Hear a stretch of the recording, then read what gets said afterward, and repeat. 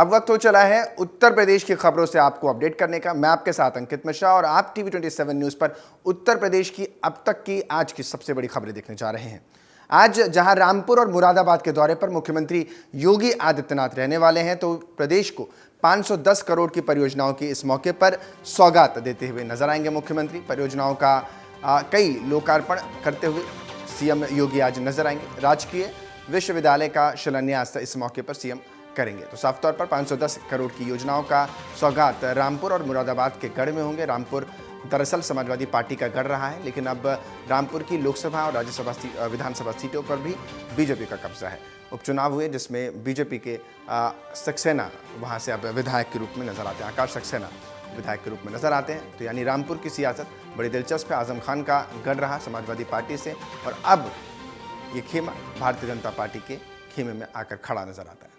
510 करोड़ की परियोजनाओं का आज रामपुर और मुरादाबाद को सौगात के रूप में मिलेगी, और होली से पहले ये एक तरीके से कहें तो होली का गिफ्ट जो है वो मुख्यमंत्री यहाँ से देते नजर आएंगे। विश्वविद्यालय का शिलान्यास भी इस मौके पर सीएम करेंगे।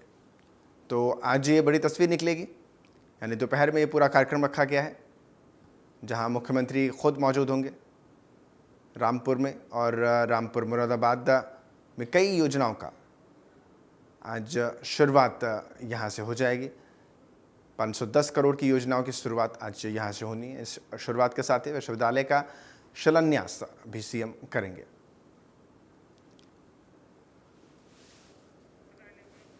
तो साफ तौर पर 510 करोड़ की परियोजनाओं का आज बड़े स्तर पर प्रदेश के इन दो हिस्सों को, इन दो शहरों को मिलने वाला है, इन दो कस्बों को, इन दो डिस्ट्रिक्ट को मिलने वाला है। तो ख़ास तौर पर रामपुर और मुरादाबाद की अगर बात कर लें तो मुस्लिम बहुल इलाका है रामपुर, और ऐसे में इस आबादी पर हमेशा से वर्चस्व जो रहा है इन पर, वो समाजवादी पार्टी के नेताओं का रहा है, समाजवादी वोट बैंक रहा है। लेकिन अब वहाँ पर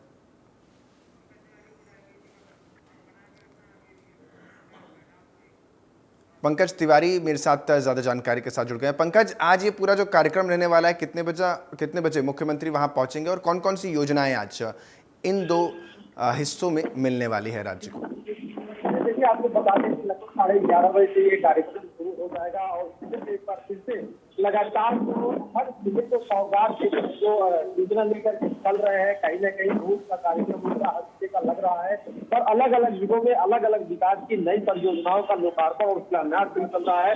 तो इस तरह से सीएम जिस हिसाब से कहते हैं कि यूपी में जो हिस्सा विकास से छूटा रहा है, कहीं न कहीं उसको विकास करने की जरूरत है, और उसके लिए डबल इंजन की सरकार प्रतिबद्ध है, और इसीलिए सरकार ने खजाना खोल रखा है। आज सीएम मुरादाबाद और रामपुर के दौरे पे रहेंगे, और जाहिर बात है कभी भी दौरे पे जाते हैं तो सौगात को मिलनी तय होती है। मुरादाबाद को 112 परियोजनाओं की सौगात मिलेगी, 12 परियोजनाओं का सौगात। कुल मिलाकर देखा जाए तो 513.35 करोड़ की परियोजनाएं हैं, और साथ ही साथ उत्तर राज्य विश्वविद्यालय का भी शिलान्यास करेंगे सीएम योगी आदित्यनाथ। एक तरह से एजुकेशन को लेकर के सीधा फोकस रहेगा, और एजुकेशन के साथ साथ है कि रोजगार को लेकर के फोकस रहेगा। रामपुर में 84 जो है कि विकास परियोजनाओं का लोकार्पण और शिलान्यास किया जाएगा। रामपुर का जो कार्यक्रम है ये दोपहर 1 बजे महात्मा गांधी स्टेडियम रामपुर में होगा, और जिसके साथ ही सीएम वहाँ पे जो है कि अधिकारियों के साथ बैठक भी करेंगे और जनसभा को भी संबोधित करेंगे। देखा जाए तो ये दोनों जो क्षेत्र है ये कभी सपा का गढ़ माना जाता था, लेकिन बीजेपी का जब से यहाँ पे कमल खिला है, विकास की योजनाओं के लिए सरकार ने खजाना खोल रखा है, और जो मिशन 80 लेकर के बीजेपी चल रही है, कहीं न कहीं इसके लिए हर जिले का दौरा कर रहे हैं सीएम, और हर जिले के डेवलपमेंट के लिए जो विशेष पैकेज और विशेष व्यवस्थाएं हैं वो कहीं न कहीं लागू करते हुए दिख रहे हैं योगी आदित्यनाथ। पंकज, आज ये जो खास कार्यक्रम आप बता रहे हैं, इसमें सवाल ये भी है कि रामपुर में शो कितने बजे हो रहा है, क्योंकि आप कह रहे हैं कि वहां पर भी एक रैली निकलेगी, और क्या मुरादाबाद में भी सेम रैली होने वाली है? एक ही जगह से दोनों तरफ मुख्यमंत्री योजनाओं की सौगात देते नजर आएंगे? जी बिल्कुल, देखिए 1 बजे ये कार्यक्रम होगा, और 1 बजे जो है कि दोनों सौगातें मिलने वाली है, और रोड टू साइड एक रैली निकलेगी, और जो माना जा रहा है कि लगभग 50,000 से ज्यादा लोगों की वहाँ पे भीड़ रहेगी और इसको लेकर के सीएम ऐसे व्यक्तित्व है कि उनको सुनने के लिए भीड़ इकट्ठा हो जाती है। तो ऐसे में सुरक्षा के जितने भी मानक है उनको प्रशासन ने पूरा कर रखा है और साथ ही साथ जो है कि सुबह से ही हर नाके पे, हर चौराहे पे पुलिस की टुकड़ी लगाई गई है। रूट जो है वो डाइवर्ट कर दिया गया है। तो एक तरह से देखा जाए तो रामपुर मुरादाबाद को आज जो सौगात मिलने वाली है काफी विशेष रहने वाली है और जाहिर सी बात है कि कहीं न कहीं लोकसभा चुनाव 2024 को लेकर के जो घोष होता है एक वो कहीं न कहीं सीएम योगी आदित्यनाथ करते हुए दिखेंगे आज रामपुर। पंकज, ये दोनों ज़िले मुस्लिम बहुल ज़िले बताए जाते हैं। रामपुर में तो ख़ासतौर पर आज़म खान, जो कि एक तरीके से कहा जाता था उनको कि वो डिप्टी मुख्यमंत्री थे प्रदेश के और समाजवादी पार्टी के बड़े गद्दावर नेता रहे हैं, तो ऐसे में जिनकी हैसियत इतनी ज़्यादा हो, आज वो बिल्कुल पतन पर नज़र आते हैं। तो वहाँ की स्थिति, समीकरण कैसे बीजेपी ने बदला और आज कितना फेवर बीजेपी के पक्ष में नज़र आते हैं वहाँ के लोग? जी देखिए, क्योंकि आपको बता दें कि जिस हिसाब से रामपुर और मुरादाबाद की आप बात कर रहे हैं, वास्तविक वो जो है कि समाजवादी पार्टी का कभी बढ़ रहा है और समाजवादी पार्टी की कभी वहाँ बोलियां चलती थी। तो कहीं न कहीं आज जो है कि बीजेपी की जो रणनीति है, जो समीकरण है, जो सबका साथ सबका विकास नारा है, उसको कहीं न कहीं लागू करने में बीजेपी वहां पे सफल दिखाई दे रही है। और आज सबसे बड़ी चीज है कि पढ़ी लिखी जनता है और उसको अपने डेवलपमेंट की जरूरत है, रोजगार की जरूरत है, महिलाओं को सशक्त करने की जरूरत है। ये तमाम जो चीजें हैं, तमाम जो मुद्दे शुरुआती दौर से रहे हैं कभी चुनाव के, वो कहीं न कहीं अपने मैनिफेस्टो में लेकर के बीजेपी रन करती है और उसी पे सारी चर्चाएं बीजेपी की होती हैं। तो कहीं न कहीं आज का जो युवा है, आज की जो महिला है, वो कहीं न कहीं जो है कि बीजेपी को इस तरह विकास के नाम पर वोट करने की बात सुन रहे हैं। लेकिन सबसे बड़ी चीज है कि ये लोकतंत्र है और लोकतंत्र में क्या होगा, कब होगा, जनता किसको चुनेगी, ये कोई नहीं जानता। लेकिन फिलहाल बीजेपी जो है कि सारा जातिगत समीकरण, धार्मिक समीकरण और देखा जाए तो क्षेत्रीय समीकरण सब साधते हुए उन जिलों पर विशेष फोकस कर रही है जो कभी समाजवादी पार्टी में लड़ रहा होगा। जी पंकज, आप लगातार बने रहे। पंकज, अगली खबर की तरफ दर्शकों को लिए चलते हैं। बीजेपी कोर ग्रुप की बैठक आज होने वाली है। उम्मीदवारों के नामों को लेकर इस बैठक में चर्चा होगी और कहा जा रहा है बैठक में यूपी के 24 उम्मीदवार तय हो सकते हैं, जिसमें जेपी नड्डा बीजेपी अध्यक्ष और अमित शाह गृह मंत्री इस बैठक में शामिल हो सकते हैं। और यूपी के 24 उम्मीदवारों के नाम तय करने के लिए खासतौर पर यह बैठक हो रही है। बैठक में यूपी के 24 उम्मीदवार तय हो सकते हैं। कोर ग्रुप की बीजेपी की बैठक है। जेपी नड्डा और अमित शाह भी इसमें शामिल हो सकते हैं। तो यानी सबसे बड़ा प्रदेश, सबसे बड़ा सूबा, और इस सूबे को लेकर आज बड़ी तस्वीर निकल सकती है। नीरज मेरे साथ पंकज लगातार मेरे साथ बने हुए हैं। पंकज, आज ये जो कोर ग्रुप की बैठक हो रही है बीजेपी की, इसमें 24 नामों के उम्मीदवारों की आज सूची तैयार हो सकती है। कौन से नाम आगे हो सकते हैं, किन नामों पर मोहर लगना तय माना जा रहा है और कितने बजे से ये मीटिंग शुरू हो सकती है? आज दोपहर ये मीटिंग है, कोई है और ये माना जा रहा है कि 24 से 25 दिनों में नाम तय हो सकते हैं। फिलहाल नामों की चर्चाएं तो तमाम है, लेकिन जो दूसरे चरण की जो ये व्यवस्था है, इसमें आपको मैं बताऊं कि लोकसभा चुनाव में बीजेपी ने 3 कैटेगरी बांट रखी है। और पहली कैटेगरी में वो नाम है जो पुराने वरिष्ठ नेताओं के हैं और जिसकी पकड़ मजबूत है, यानी उस सीट पे बीजेपी को कोई मात नहीं दे सकता। तो वो लिस्ट जारी हो चुकी है। अब बारी है उस लिस्ट में महिलाओं और युवाओं के साथ जो दमखम के साथ अपने क्षेत्र में कार्य करने वाले नेता हैं, उनको जो है कि मौका इसमें मिल सकता है 24 से 25 लोगों को। और इसके बाद जो लिस्ट आएगी उसमें युवाओं को ज्यादा तौर पर मौका दिया जाएगा और नए चेहरे भी उतारे जा सकते हैं। तो आज जो कोर ग्रुप की बैठक होने वाली है, कहीं न कहीं इसमें 24 से 25 लोग ऐसे आने वाले हैं जो दुधारू नेता के तौर पर बीजेपी में जाने जाते हैं और अपने क्षेत्र में मजबूत पकड़, मजबूत कार्य के बल पे बीजेपी का जो आकलन हुआ है, उनका नाम आज जारी हो सकता है। कई बड़े नाम ऐसे हैं जिनके नामों को लेकर अभी भी संशय बरकरार है। रीता बहुगुणा जोशी उसमें शामिल हैं, तो वहीं बाकी भी कई ऐसे शीर्ष, मेनका गांधी हैं और वरुण गांधी हैं, जिनके नाम को लेकर के क्या लगता है इस बार फैसला आ सकता है?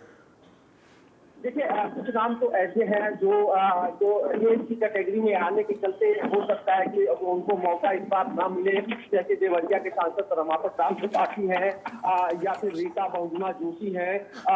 ये नाम जो है इस तरह के जो उम्रदराज लोग हैं उनके नाम को हटा करके और वहाँ पे युवाओं को वहाँ पे जोड़ा जा सकता है जो पार्टी के लिए मेहनत किए हैं और जिनकी पकड़ उन क्षेत्रों में मजबूत है। और तो ऐसे में ये देखने वाली बात होगी आज जो लिस्ट आने वाली है इसमें माना जा रहा है कि महिलाओं को इसमें ज्यादा जो है कि तवज्जो दी जाएगी। यानी इस तरह से देखा जाए तो जो लोग हटाए जाएंगे उनकी जगह पे क्योंकि महिला कैंडिडेट को बीजेपी ला सकती है और कहीं ना कहीं ये जो लिस्ट होगा वो जातिगत और क्षेत्रगत समीकरण को साधते हुए होगा।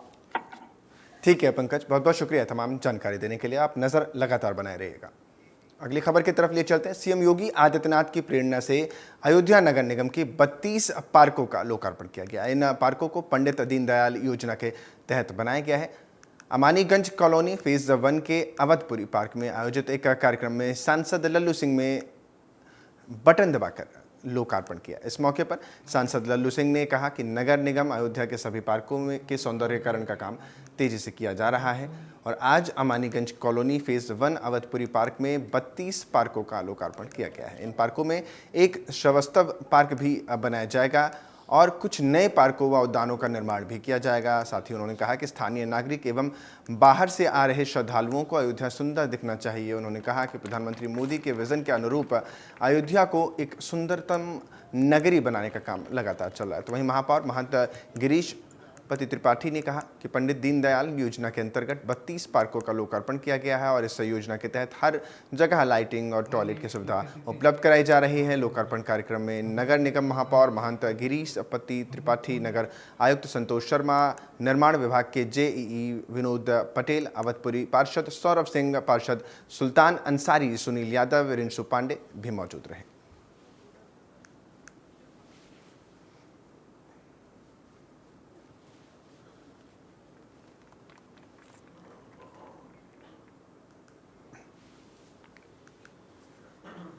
भारतीय जनता पार्टी के प्रदेश मुख्यालय पर उप मुख्यमंत्री ब्रजेश पाठक की मौजूदगी में कई राजनीतिक दल के प्रमुख नेता और सामाजिक संगठनों से जुड़े नेताओं ने बीजेपी की सदस्यता ग्रहण कर ली है। तस्वीरें उसी कार्यक्रम की है।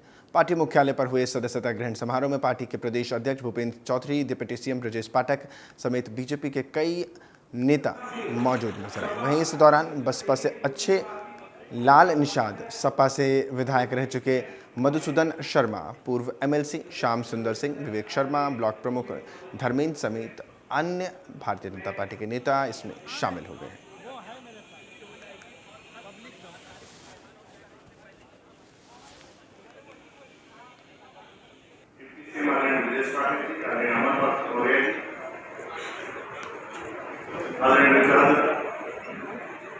जो सामने बैठे हैं, आज इनकी ज्वाइनिंग वास्तव में अपने क्षेत्र के दिग्गज नेता है, जन है। कुछ लोगों को तो मैं जानता, चाहे साहू जी हो, चाहे श्याम जी का सज्जन भी है, अच्छे लोगों में ईमानदारी में गिनती भी होती है, अच्छे प्रभावशाली और बाकी के लोग यहाँ बैठे हैं प्रभावशाली लीडर। वास्तव में आपको भारतीय जनता पार्टी आने में ज्वाइन करने से भाजपा का भी लाभ होगा और आपका भी सम्मान बढ़ेगा। जो लोग भारतीय जनता पार्टी परिवार में सभी का मैं पार्टी ज्वाइन की है, हम उनसे पूरा उनका स्वागत करते हैं, उनका अभिनंदन करते हैं, उनको भरोसा दिलाते हैं कि भारतीय जनता पार्टी उनके सुख दुख उनके साथ खड़ी रहेगी और उनकी भी जिम्मेदारी है कि माननीय मोदी जी की जो विकसित भारत का संकल्प है उसके साथ जुट करके एक एक व्यक्ति को भारतीय जनता पार्टी बहुमत से 80 के 80 सीटें जिताने के लिए काम करें। दिल्ली में 3 से 4 बजे के बीच में प्रेस कॉन्फ्रेंस। देखिए, चुनाव का स्वागत भारतीय जनता पार्टी वे 5 वर्ष जनता के बीच में रहकर काम करते हैं और आप देखेंगे कि लगातार वोट प्रतिशत में बढ़ोतरी 14 से लेकर अब तक सभी चुनाव में हुई है। उत्तर प्रदेश में हम 80 के 80 सीटें लोकसभा की। कौन से लोगों ने आज ज्वाइन किया? देखिए, विभिन्न दलों ज्वाइन किए हैं, हम सभी का हृदय से स्वागत करते हैं। उत्तर प्रदेश कांग्रेस के प्रदेश अध्यक्ष अजय राय ने प्रेस वार्ता कर आगामी लोकसभा चुनाव से पहले जनता के सामने पार्टी का वचन पत्र जारी किया है। कांग्रेस के वचन पत्र में आदिवासी से लेकर महिला सुरक्षा, रोजगार, किसानों के हित में स्वामीनाथन की रिपोर्ट लागू करने जैसे कई वादे शामिल हैं। वहीं अजय राय ने भर्ती घोटाला, इलेक्ट्रॉल बॉन्ड और पाकिस्तान की कंपनियों से पुलवामा अटैक के बाद चंदे जैसे मुद्दों में भारतीय जनता पार्टी पर निशाना भी साधा है।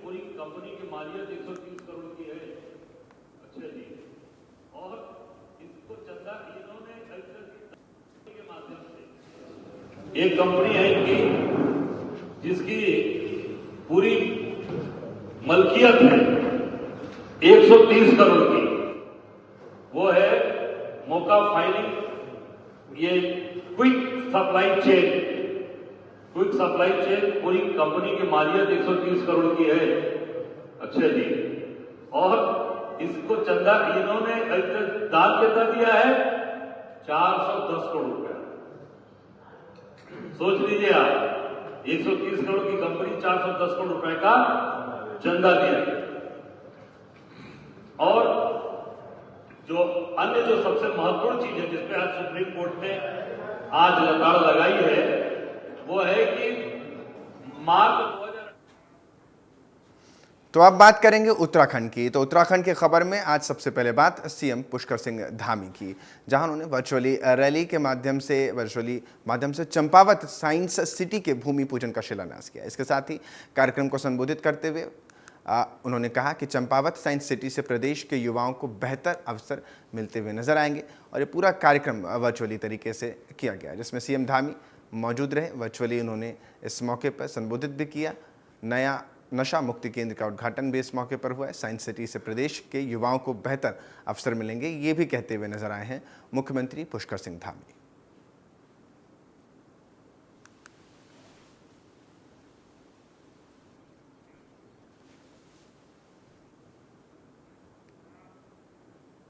चुनाव से पहले धामी सरकार की कैबिनेट बैठक में कई अहम निर्णय लिए गए हैं। शासन में सचिव शैलेश बगोली ने कैबिनेट निर्णय की जानकारी दी। परिवहन विभाग के अंतर्गत उत्तराखंड स्वच्छ गतिशीलता परिवर्तन नीति 2024 को मंजूरी मिल चुकी है। देहरादून में अब पायलट प्रोजेक्ट भी चलना शुरू हो जाएगा। इसी के साथ सिटी बस एवं विक्रम संचालकों को पर्यावरण फ्रेंडली इलेक्ट्रिक और सीएनजी वाहनों को कार्य करने के लिए सब्सिडी इत्यादि के माध्यम से प्रोत्साहित किया जाएगा। तो वहीं उन्होंने बताया कि कैबिनेट ने उत्तराखंड संस्कृति शिक्षा नियमावली को मंजूरी प्रदान कर दी है। ये नियमावली लंबे समय से प्रतीक्षारत रही है।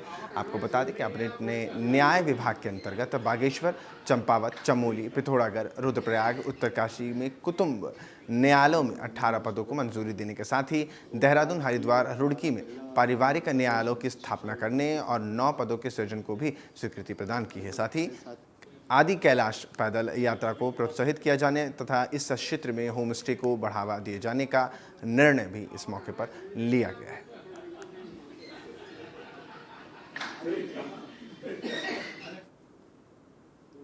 ये पॉलिसी लेकर के आए हैं। तो इसमें जो हमारा देहरादून में इसको पायलट करने का उद्देश्य है, इसमें हमारे पास वर्तमान में मौजूदा सिटी ऑपरेटर हैं और विक्रम संचालक हैं, जिनकी जो गाड़ियां हैं वो काफ़ी पुरानी भी हो गई हैं और डीजल और पेट्रोल में के उसमें चलती हैं, डीजल पेट्रोल से चलती हैं। तो ये भारत सरकार से भी समय समय पे निर्देश आते हैं, तब क्लीन एनर्जी का हम लोग को यूज़ करना चाहिए, चाहे वो सीएनजी हो या ई व्हीकल हो। इसमें एनजीटी के भी काफ़ी डायरेक्शंस उसमें हैं। तो उनको प्रमोट करने के लिए एक प्रोत्साहन नीति लेकर के आई है, जिसमें यदि जो हमारे सिटी बस ऑपरेटर हैं वो अगर अपनी व्हीकल को समर्पित करते हैं। भ्रष्टाचार के खिलाफ धामी सरकार की जीरो टॉलरेंस की पॉलिसी का असर देखने को मिलने लगा है। सरकारी महकमों में भ्रष्टाचार के मामले में 1064 नंबर 1 प्रभावी हथियार साबित हो गया है। तो यानी पिछले 3 सालों में विजिलेंस ने प्रदेश के कई विभागों में भ्रष्टाचार के मामलों में 37 लोगों को पकड़ा है, जिसमें से 57 लोगों को पकड़ा है, माफ़ कीजिएगा, जिसमें से 7 राजपत्रित अधिकारी तो 50 अराजपत्रित हैं। तो वहीं प्रदेश में सार्वत्रिक भ्रष्टाचार की शिकायत और कार्रवाई प्रदेश के राजस्व विभाग में दर्ज की गई है। विजिलेंस द्वारा ट्रैप की जो कार्रवाई की गई है उसमें पिछले 3 सालों में सबसे अधिक 15 मामले राजस्व विभाग के सामने आए हैं, जिसमें से 8 अराजपत्रित लोक सेवक देहरादून सेक्टर और 7 अराजपत्रित लोक सेवक हल्द्वानी सेक्टर से ट्रैप किए गए हैं। अगर बात राज्य बनने के बाद से लेकर अब तक की जाए तो कुल मिलाकर राजस्व विभाग ने 80 के आसपास ट्रैप किए गए लोग शामिल हैं।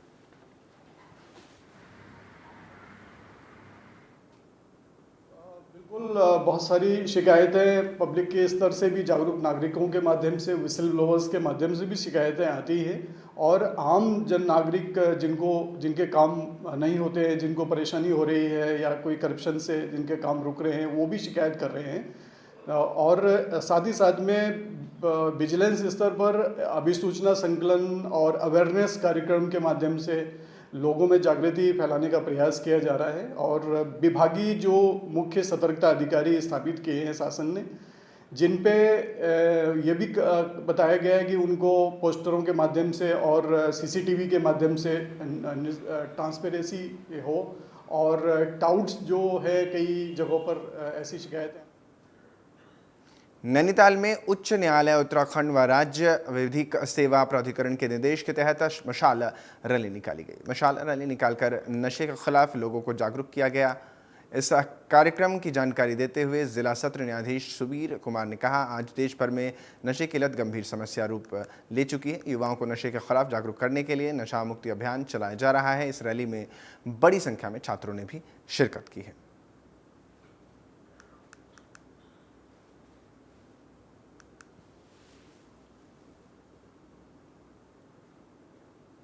और पूरे भारतवर्ष में नशे की बहुत ही गंभीर समस्या है।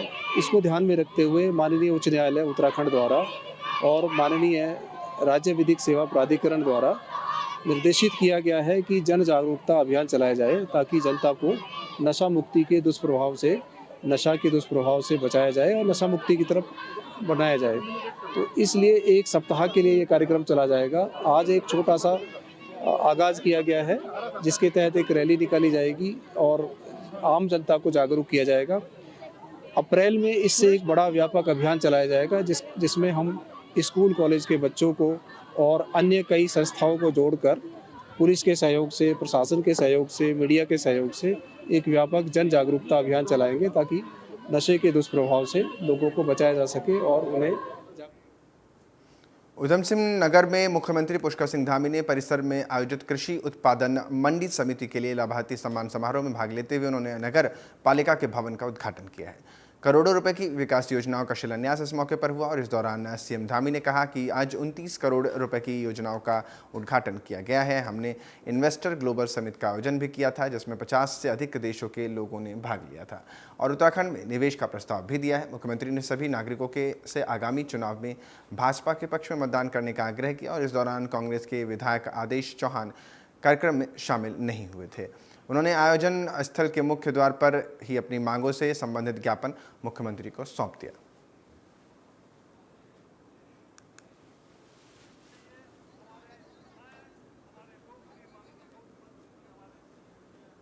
कह रहे थे कि ये जो काशीपुर से धामपुर की रेल लाइन है, उसके लिए भी बहुत पैरवी करी हम लोगों ने। अजय भट्ट जी लगातार रेल मंत्रालय में गए और उसी के कारण से आने वाले समय में जब इस रेल लाइन का काम पूरा हो जाएगा, तो ये तय मानिए कि हमारे यहाँ के आने वाली पीढ़ी, हमारे इस क्षेत्र के विकास के लिए एक मील का पत्थर ये लाइन साबित होने वाली है। इसके साथ साथ आकाशवाणी का जो केंद्र है, वह भी यहाँ पर बन जाने से बहुत सारी सुविधाएं इस क्षेत्र को मिलने वाली हैं।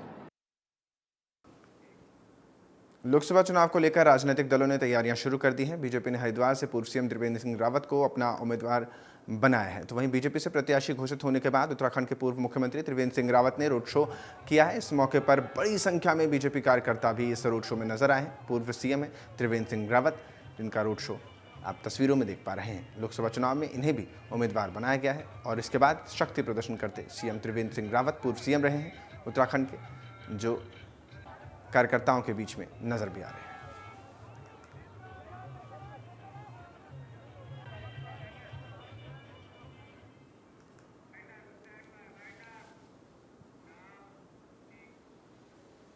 फिलहाल वक्त हो चला एक छोटे से ब्रेक का। बने रहे, मैं साथ देखते रहे TV27 न्यूज़।